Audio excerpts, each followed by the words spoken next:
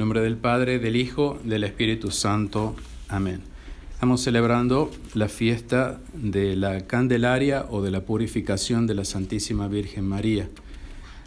Y los pocos versículos que hemos leído de la epístola de hoy, que son tomados del profeta Malaquías, hablan del día del Señor, hablan de la purificación de los sacerdotes y del culto, y nos llevan hacia el sacrificio de justicia, que es la verdadera Santa Misa, que será celebrada en el Templo de Jerusalén. El texto de Malaquías, ubicado en la fiesta de la purificación de la Santísima Virgen María y de la presentación del Niño Jesús, es muy apropiado. En los brazos de su madre, el Niño Jesús entra en su templo y lo purifica. Es muy importante este dato, así como lo leemos en San Lucas 2:22. La entrada de Jesús en el templo significa la finalización de los sacrificios antiguos que habían venido siendo ofrecidos en el templo, en el Antiguo Testamento, y comienza un nuevo sacrificio a partir de la entrada de nuestro Señor Jesucristo como niño en el templo. Y esto indica claramente que Dios no quiere más los sacrificios del Antiguo Testamento, que eran sacrificios de novillos y carneros cebados, sino el sacrificio de la pasión de su Hijo en la cruz, conmemorado en el sacrificio incruento de la Santa Misa, una ofrenda grata a Dios. Y aquí tal vez tendríamos que señalar que en el Templo de Jerusalén, si bien nuestro Señor Jesucristo entró allí como niño y después fue cuando tenía 12 años, después el templo fue destruido, es decir, en el Templo de Jerusalén nunca se celebró la Santa Misa, que es el sacrificio querido por Dios, porque es la conmemoración, como dije, de la muerte en cruz de nuestro Señor Jesucristo. En el Templo de Jerusalén siempre se celebraron los sacrificios del Antiguo Testamento, que Dios no los quiere más, pero nunca se celebró la Santa Misa. Por lo tanto, podríamos concluir bien que Dios bien quiere que se celebren en su templo, el templo que siempre tuvo en Jerusalén, la Santa Misa, el verdadero sacrificio grato a Dios.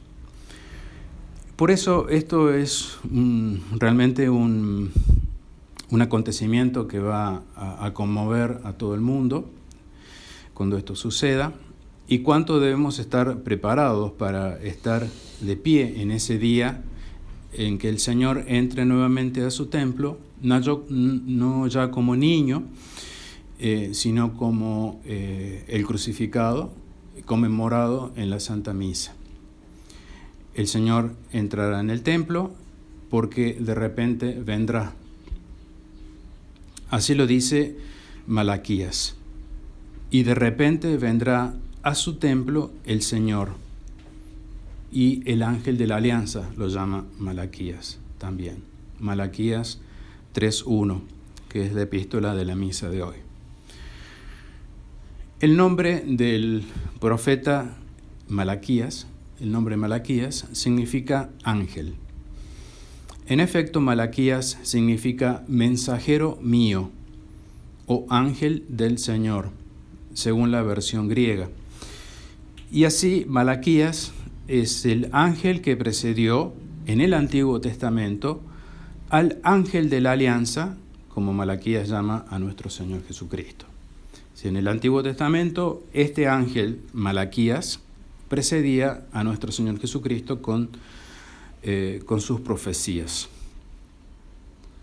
4 siglos más tarde, el ángel Malaquías fue sucedido por el precursor de nuestro Señor Jesucristo en su primera venida, quien es llamado también ángel por Malaquías en este texto.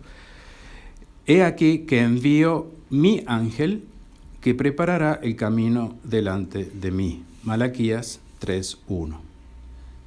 Y este ángel que nombra aquí Malaquías es Juan el Bautista, que según nuestro Señor es el último y mayor profeta del Antiguo Testamento, cuando dijo nuestro Señor, la ley y los profetas llegan hasta Juan el Bautista, San Lucas 16:16. Por lo tanto, ya en este primer versículo del profeta Malaquías tenemos dos ángeles, como dije recién, el ángel Malaquías, que lo anunciaba nuestro Señor Jesucristo en el Antiguo Testamento, y inmediatamente antes de su primera aparición, la primera venida de nuestro Señor, el precursor San Juan el Bautista, que también es llamado ángel. Pero también anunció Malaquías, un poco más adelante de su libro, la venida de otro precursor de nuestro Señor, pero esta vez será precursor de su segunda venida. Y dice así: he aquí que os enviaré el profeta Elías antes que venga el día grande y tremendo de Dios. Malaquías 4:5. Y se distingue esta venida de Elías en persona para preparar al pueblo para la parucía del Señor, uno de los dos testigos enviados por Dios para esta tarea, según lo leemos en el Apocalipsis 11:3. Se distingue, esta venida de Elías de la venida de San Juan el Bautista, que vino con el espíritu y la virtud de Elías, según San Lucas 1:17, y vino como precursor de nuestro Señor en su primera venida. Entonces, en su primera venida, San Juan vino con el espíritu de Elías. En la segunda venida vendrá Elías en persona, como precursor de nuestro Señor.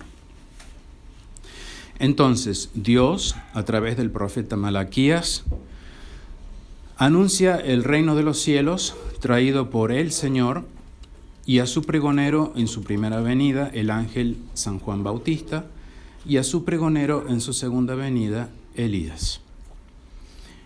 El nombre de el Señor, o según la Vulgata, el dominador, que el profeta Malaquías le da a Jesucristo, significa su realeza, así como podemos leerlo en otro profeta, el profeta Miqueas 5:2, donde llama a nuestro Señor Jesucristo Rey.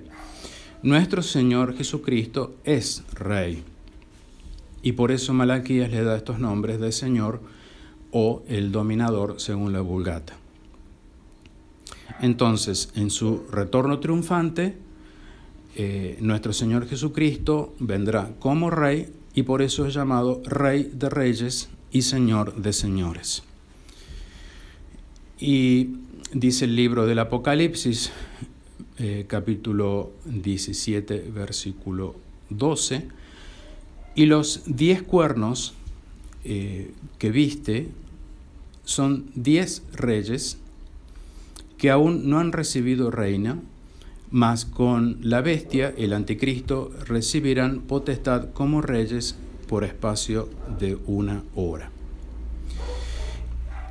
Sobre estos reyes, nuestro Señor Jesucristo vendrá como Rey. Recordemos lo que ya hemos dicho, que según el Club de Roma, el reino número 1 de estos 10 reinos en los cuales se va a dividir el mundo, el reino número 1 es Estados Unidos, con México, Canadá y Groenlandia anexados. Esta profecía de los 10 reinos previos al anticristo se está ya llevando a cabo, al menos en el intento. Basta ver las noticias, cómo este nuevo presidente de Estados Unidos está intentando, ahora por el momento, atacando a estos países con la intención de anexarlos. Canadá, México y Groenlandia. Y todos esos países formarán junto con Estados Unidos el reino número 1.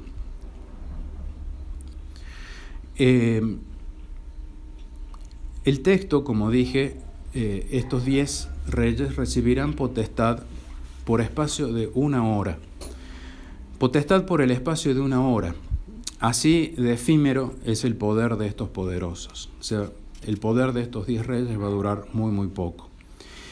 Y de esta manera el Apocalipsis nos da un alivio, nos da un respiro, porque nos está indicando que estos reinos van a caer en una hora.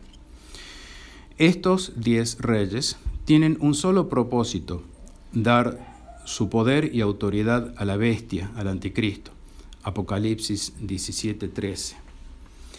Ninguno de estos reyes será entonces un salvador o un hombre de paz, como harán creer a la humanidad, y lo cual será un gran engaño para la humanidad. La humanidad pone todas sus esperanzas en los reyes, en los poderosos del mundo, así como ponen también su esperanza en el presidente del mundo. Pero eso es un gran engaño, porque todos esos reyes, como dice el Apocalipsis y la Escritura de Dios se cumple, están para dar su poder y autoridad a la bestia, es decir, al anticristo. Es el propósito de estos 10 reyes, uno de los cuales ya está bien vislumbrado en el reino número 1 de Estados Unidos.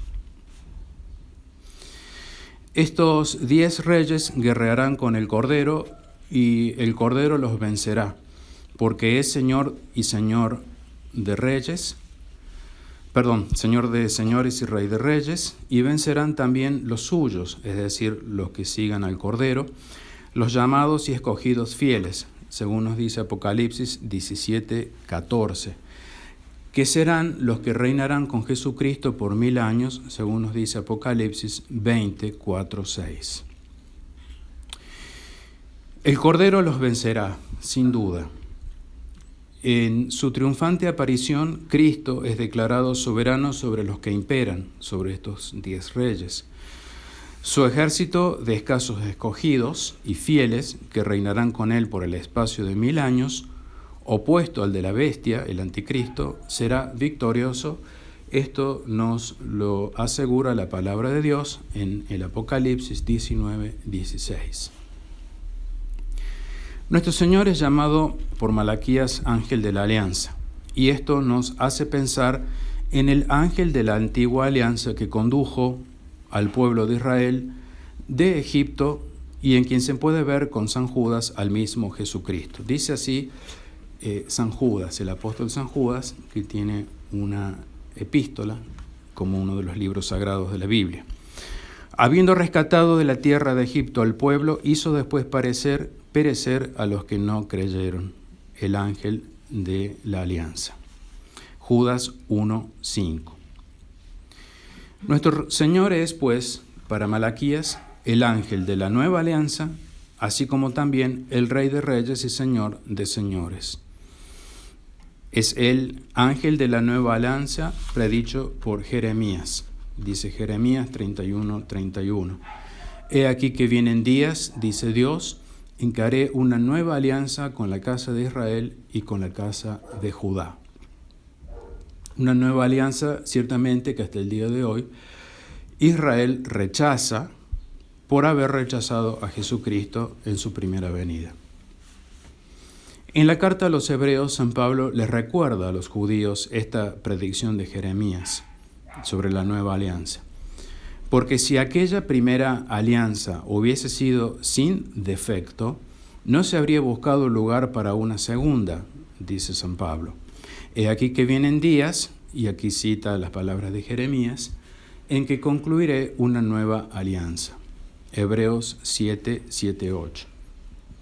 Y para eso, he aquí que viene, dice Malaquías 3:1, el Señor, el ángel de la nueva alianza. Entre los primeros cristianos así se saludaban, he aquí que viene. Cuando se encontraban los primeros cristianos, no decían bonjour o buen día, decían he aquí que viene. Malaquías 3:1. O también lo decían en arameo, Maranatá. Como nos enseña la Didache, un catecismo del siglo I, en donde nos enseña estas verdades. Así se saludaban los primeros cristianos.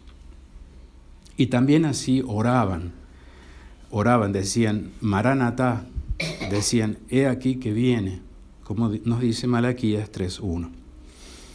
Seríamos mucho más afortunados si nos saludáramos hoy así.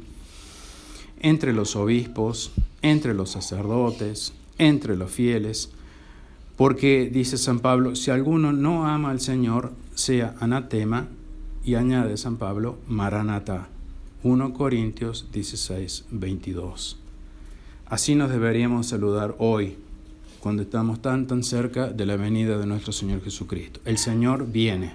He aquí que viene, debería ser nuestro saludo.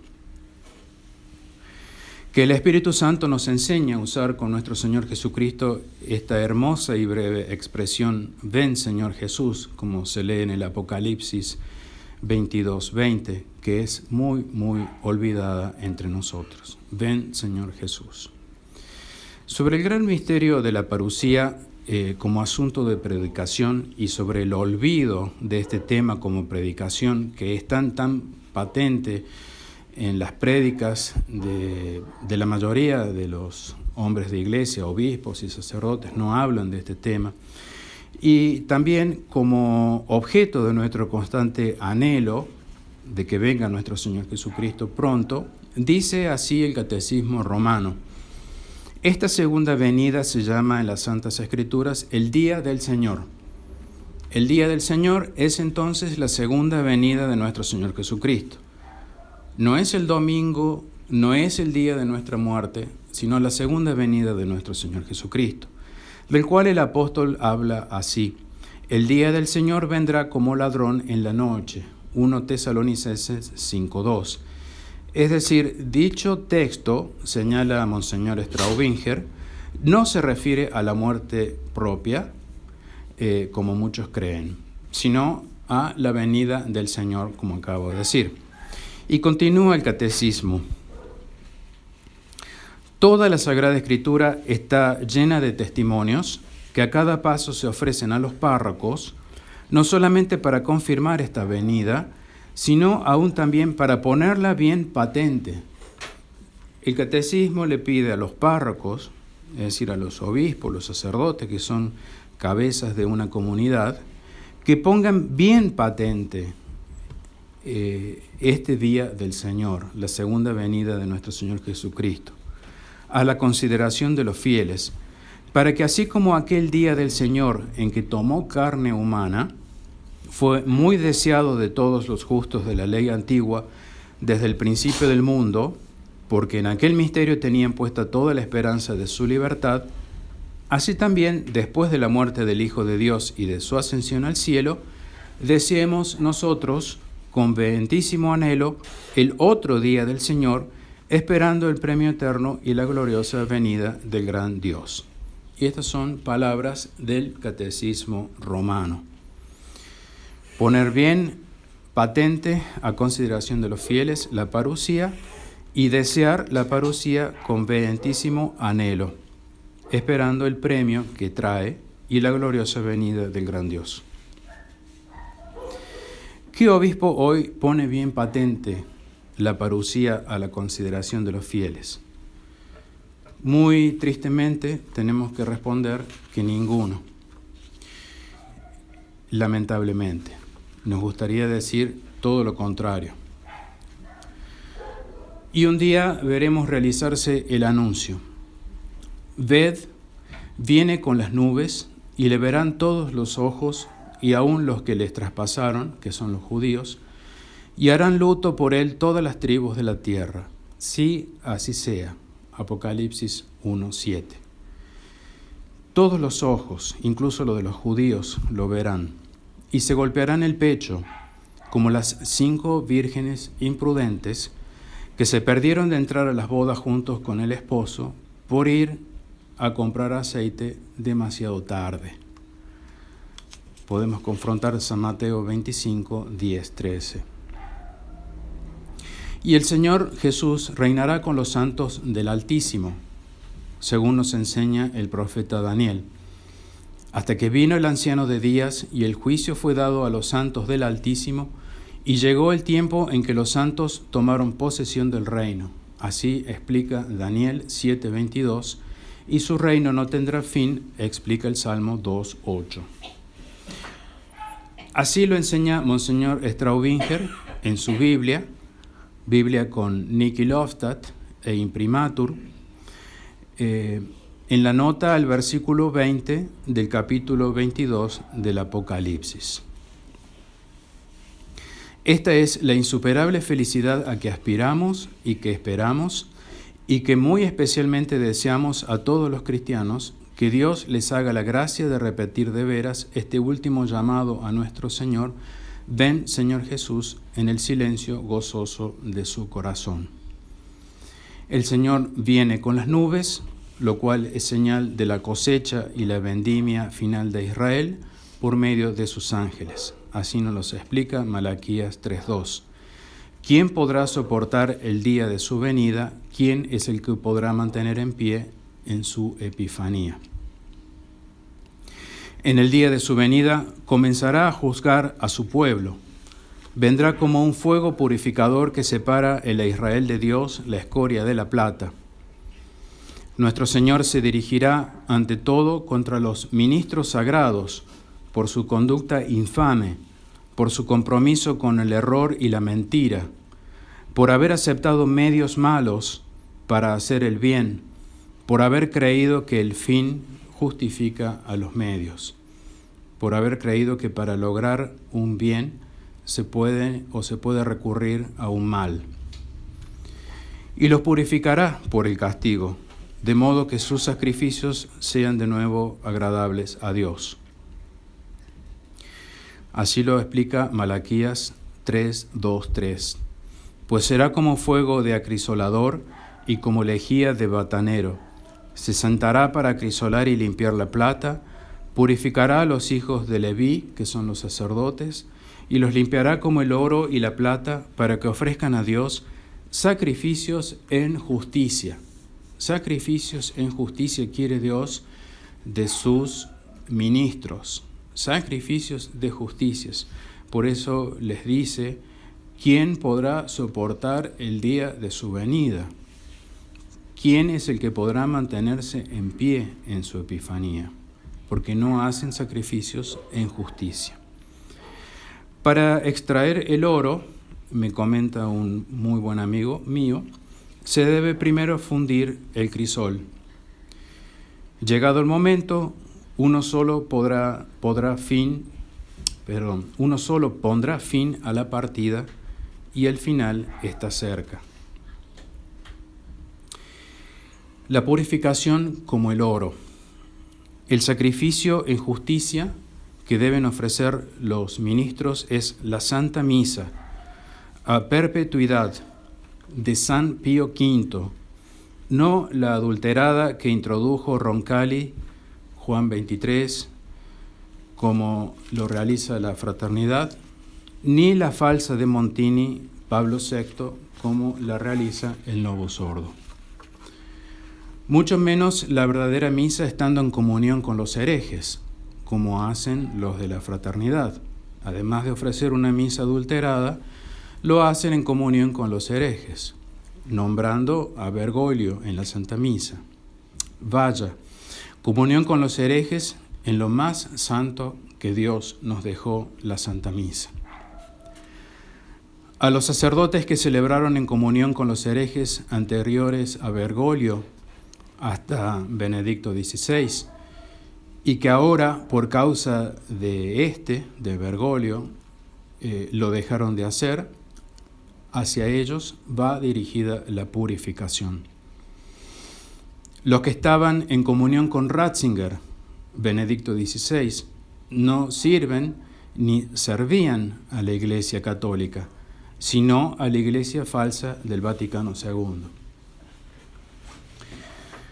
¿Dónde están los obispos y sacerdotes que de esta barbaridad de celebrar la Santa Misa en unión con los herejes, de aceptar herejías como la de la tesis, nunca dan explicaciones?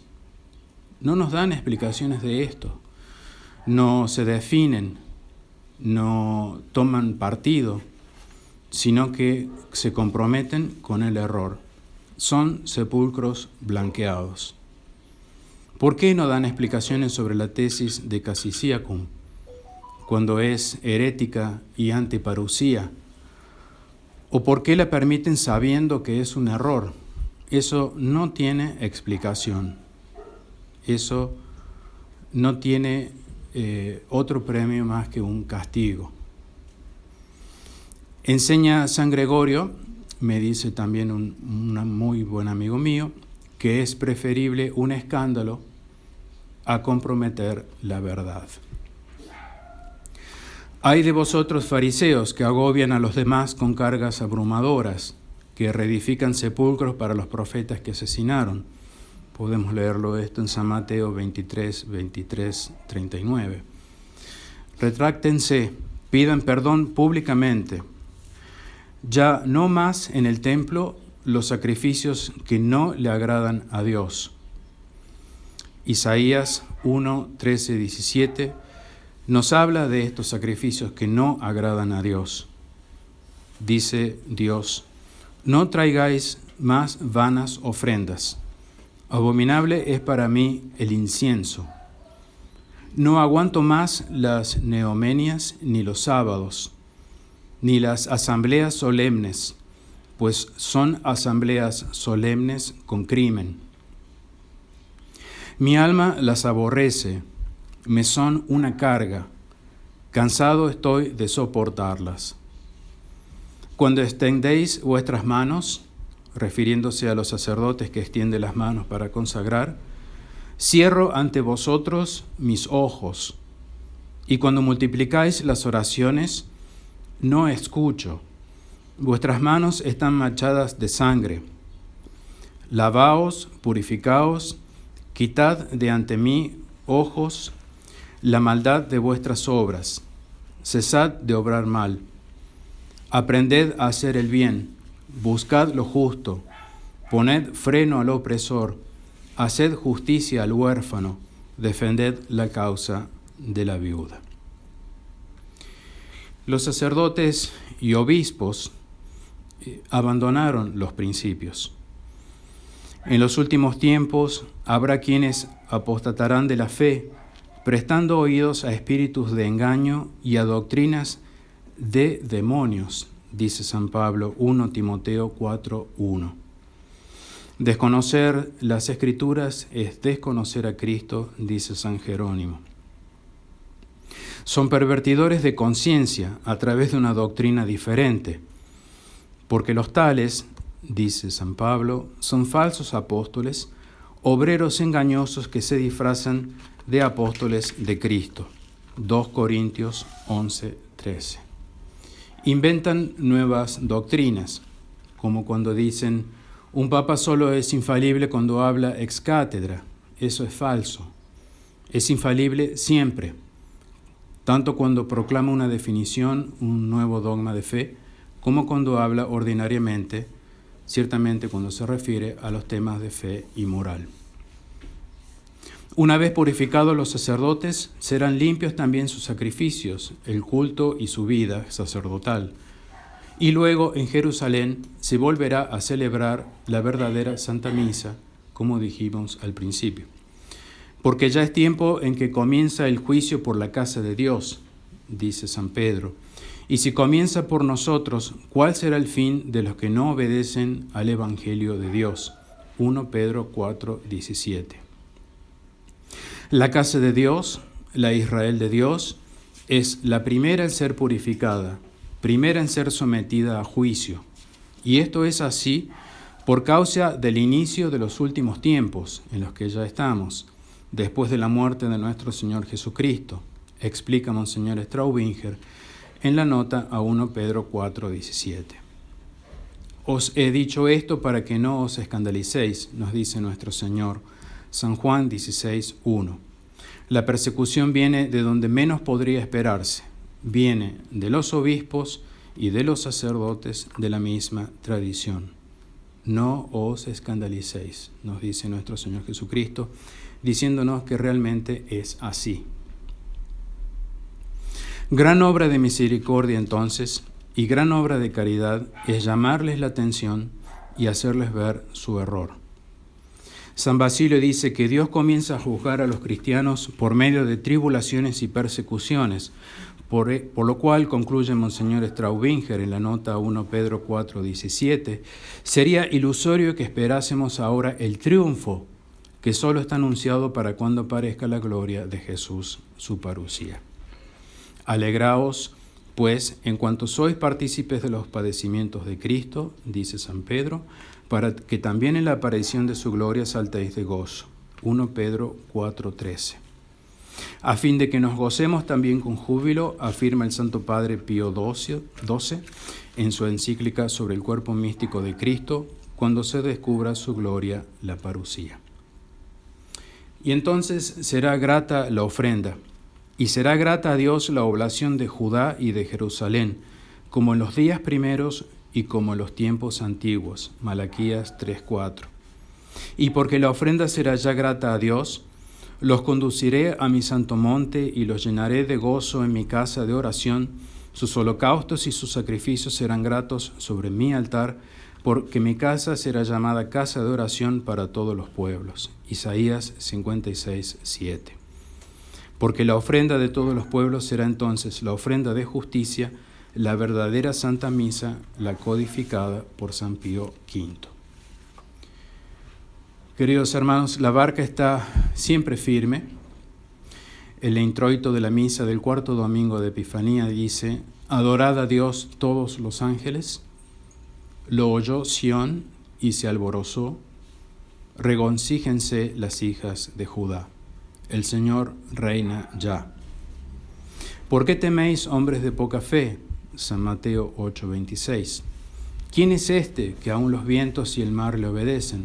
San Mateo 8:26. Igualmente hoy los obispos parecen no tener fe. Se apartan de Jesucristo, le temen y dicen: ¿quién es este para que venga a reinar? Si nos equivocamos, nos retractamos. Bendita purificación por la que tenemos que pasar, que nos hace ser justos ante Dios en el día de su parucía. Ven, Señor Jesús, no tardes. Amén. En nombre del Padre, del Hijo y del Espíritu Santo. Amén.